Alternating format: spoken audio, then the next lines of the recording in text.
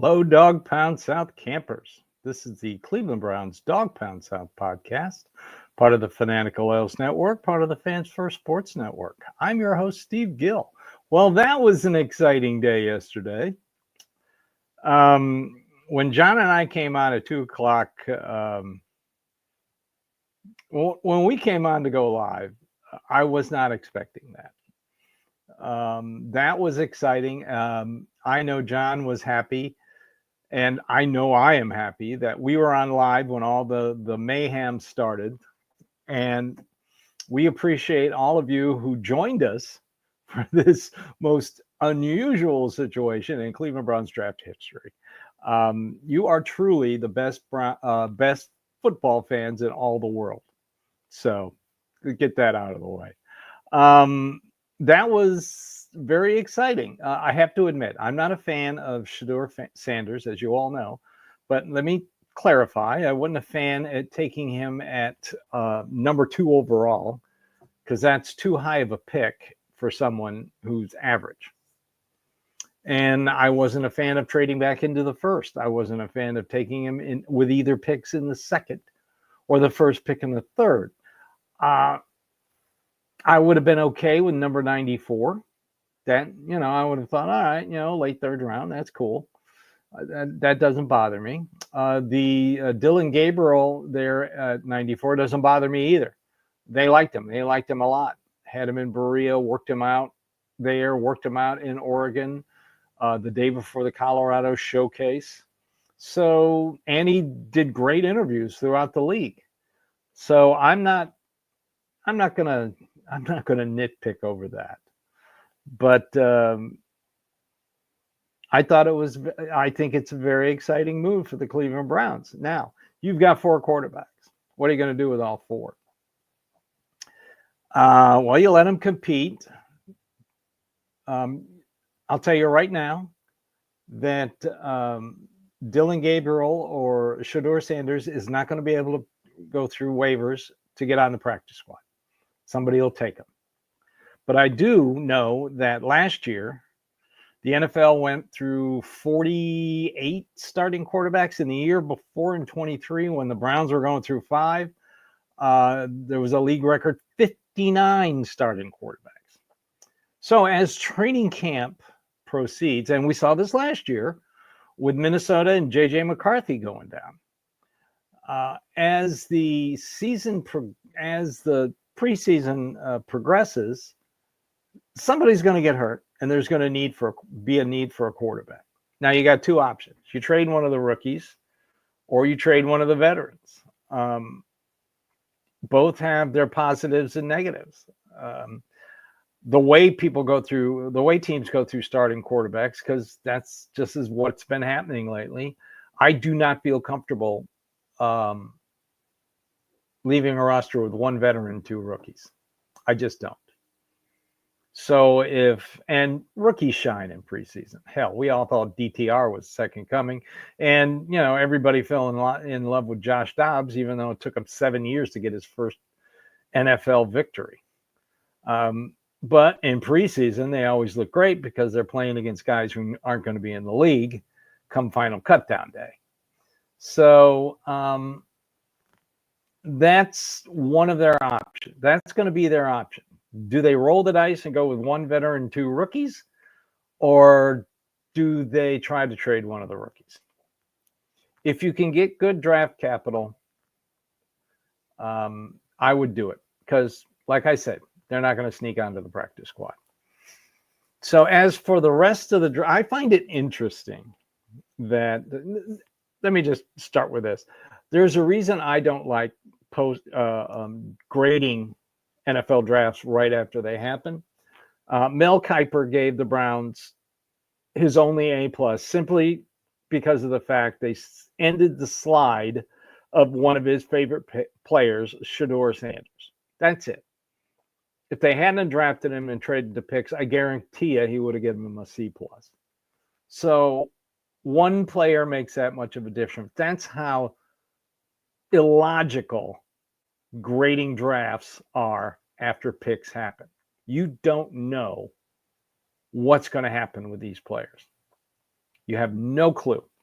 I also find it funny that people who've complained about Andrew Berry and said that he needed to keep swinging until he got it right. He goes out and keeps swinging, looking to get it right, and they're still complaining about Andrew Berry. They put up on social media a still picture of him not looking too happy, and all concluding that it was Jimmy Haslam's pick. Let me tell you right now, it was Andrew Berry's pick. Putting some crap out on social media on a still photograph, claiming that it was Jimmy Haslam's pick, is irresponsible and stupid. You're lying, and you know you're lying, and that's dumb. And tomorrow, the Cleveland media will fall for it. I guarantee you, in the first 20 minutes on 850, Tony Rizzo will say, well, it looks like it was Jimmy Haslam's pick and not Andrew Berry's. Who's running the show over there? It's a lie. And he knows it's a lie. And if you listen to him, he's lying to your face. Don't believe him. That was all Andrew Berry. And then now we have the others who are complaining that Andrew Berry can't draft wide receivers. And then when he doesn't draft a wide receiver in a very bad wide receiver draft, they're all complaining. Which is it?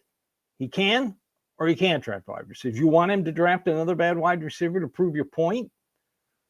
Just to draft a wide receiver? The same thing applies with quarterbacks. You don't just draft a quarterback because they're a quarterback. You don't just draft a wide receiver because they're a wide receiver. Not a good wide receiver draft. Two of the best ones, Burden and Bond, both have off-the-field issues. So you want them to draft one of those, and then when they get in trouble or go to court, like Michael Hall, you go say, oh, that Andrew Berry, he doesn't know anything about wide receivers. Stop it. Another thing, Will Howard is not the second coming of Ben Roethlisberger. He was at best a sixth-round draft pick. Where did he go? When have the Steelers drafted a franchise quarterback after Ben Roethlisberger? I'm sorry. Did I miss something? Did I miss a team? Mason Rudolph? Will Howard will not see the field. And if he sees the field, Mike Tomlin will have his first losing season. Will Howard is not ready for the NFL. None of these quarterbacks are ready for the NFL. Not even Cam Ward. They're not ready. It was an average quarterback draft. Pittsburgh, if you're happy and you think you got the second coming of Ben Roethlisberger, good luck with that. Yes, I'm an Ohio State fan, but when you cross that line and become a pro, I don't care where you went to college. If I was a fan of yours in college, good luck in the future. Sorry, Will Howard, I'm going to root against you. And sorry, Jack Sawyer, I'm going to root against you because you're on the Pittsburgh Steelers. I don't care. I really don't. And he is not going to be the starting quarterback of the Pittsburgh Steelers. Aaron Rodgers is. And that's not going to go well either, especially with Mason Rudolph backing him up. Defensive coordinators figure him out in about a game. So if Will Howard is starting, they are in trouble. Don't buy into that crap. Oh, they always, I saw somebody on special media post this. The Pittsburgh Steelers draft philosophy is they come up, they're on the clock, they don't know what player to take, and somebody in the back of the room yells, hey, take the Ohio State player. That sounds like it. So, all in all, I think it was a good draft. I like every player. We'll talk more about it here after the break. All right. Love Mason Graham and Schlesinger, the linebacker. Two running backs, dynamite. They are dynamite. Don't let anybody tell you that they're slow. They are both one-cut backs, just like Nick Chubb. And they both have speed, like Nick Chubb. Don't let anybody tell you, well, they're slow. Well, Nick Chubb's 40 time at the combine was 4.52. All right, Judkins was 4.48. And Sampson's was 4.42. Yes, they have breakaway speed. Yes, they're Both of them are built with the same mindset as Nick Chubb. Both are going to be excellent additions, and this running game is going to take off. Now we come to if Nick Chubb is going to re-sign with the Browns. I've always said this, that he was. I'm still going 60-40 that he will. He may choose to wait till training camp and an injury. If he waits till then he's not going to come back as a Brown. So just prepare yourself for that. If he's smart and his reps are smart, he'll go ahead and sign this week. But if they think that if he holds, first of all, he's not the same Nick Chubb. You got to remember that. He will never be that running back. I would love for him to end his career in Cleveland, but it's more important to win. It is. It's more important to win. He's one injury away from ending his career. Think about that. So if he's going to sign, he needs to sign this week. If he's not going to sign this week, he may be waiting until 1st of September before he finds a team. And I would not recommend that. But, you know, that's his right to choose. Other signings. I expect a few free agent signings or maybe some trades this week. The wide receiver room, I've seen people call it the worst in the NFL. No, it's not the worst in the NFL. It's not. It's a concern, yes, but they must have a plan. Andrew Berry knows how to trade for wide receivers, so I'm not worried about that. The one position I am worried about is safety. That bothers me because Jim Schwartz plays a 3 safety look. So you've got to have, usually on the final 53, they keep 5 corners, 5 safeties. That's what they've done under Andrew Berry. They may mix, they may have a guy who can play corner and safety, but that's usually what it is, 5 corners, 5 safeties. So you got Grant Delpit and you got Ronnie Hickman, and that's it. Now, Ronnie Hickman, his rookie year, played extremely well. Proved he was one of those gems, a undrafted rookie free agent like AC Green and like DeAnthony Bell and like Mahmoud Diabate. I mean, these are guys Andrew Berry finds. He starts calling them as soon as he does his last draft pick. He calls them and talks to them and their agent and say, look, if you go undrafted, we'd like you to come here and be part of the Cleveland Browns. And the Browns pay more money for undrafted rookie free agents than any team. So just remember that. Now, we've already got 10. The running back they picked up from Appalachian State, he's just camp legs. Same with the wide receiver they got from South Carolina. I'm not really thrilled. Their production numbers weren't the greatest, but I am thrilled with 3 guys. Let's start with Aiden Huntington, defensive tackle out of Tulane. He had a relative athletic score, I think, of 9.52. That's high. That's very high. Good size, good kid, very productive in college.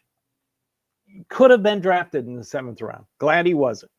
Next one is D'Artagnan Tinsley. I love the name. I hope he makes the team just because of that name. Offensive guard. He was borderline draftable. He'll need some work. So he's definitely practice squad material. But if you can get him the work, he could come in and possibly play next year. And that's what you want for your practice squad guys. But the one I'm really thrilled about, and I had him in one of my mock drafts, was Donovan McMillan, safety out of Pitt. This guy could definitely make the team. He could definitely make one of those 5 safeties. The kid has got great coverage skills. He's big. He's strong. He's fast. I can't understand why he didn't go drafted because this was a terrible safety draft. But this kid could be the diamond in the rough that Andrew Berry always finds. So let's see who else they signed. Like I said, we only know of 10 and a couple invitees. They'll try to get at least 20 to 30 in for rookie orientation and rookie run through. which is coming up, I believe, next week. So we'll find out more. They don't have any obligation to post who they sign as a undrafted rookie free agent. Usually it's their agent or the player themselves. So we'll see. Like I said, the wide receiver room is a concern, but I'm hearing that there may be something in the works trade-wise. I feel a lot better about safety with this McMillan kid. Definitely should have been drafted, but they still need a veteran safety. You're going to play 3 safeties. You need 2 veterans. So I wouldn't be surprised this week if they actually sign a veteran and maybe another veteran corner. They signed one before the draft. Pretty good. But, you got to bring in corners and safeties. It's a passing league. So that's it for today. All in all, I thought the draft went well. I'm happy they addressed with 2 excellent tackling defensive players. The linebacker is a tackling machine, and it's looking like JOK isn't going to be back. And Dane Bugler said he was the ideal candidate to replace him. So I'll take his word for it. He's the draft guru. Love both running backs. Both are fast, strong running backs, bounce off first contact type running backs. Nick Chubb. They are Nick Chubb clones. Don't let anybody tell you they're not good. They're great. Tight end, Fannin. Who does not like Harold Fannin? This guy catches everything. He caught half Bowling Green's passing yardage last year. He was their passing offense. Okay? So that's excellent. And the 2 quarterbacks, everybody complained and bitched. You gotta keep drafting until you get it right. Well, Andrew Berry did just that. He kept drafting. Let's hope he gets it right.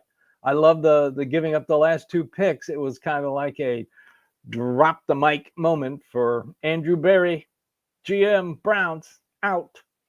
So in the next coming days, you'll hear a lot from the Cleveland media.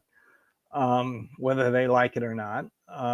People who don't like Andrew Berry will, again, let me tell you, will tell you that the Sanders pick was Jimmy Haslam's. Again, let me reiterate, it was not.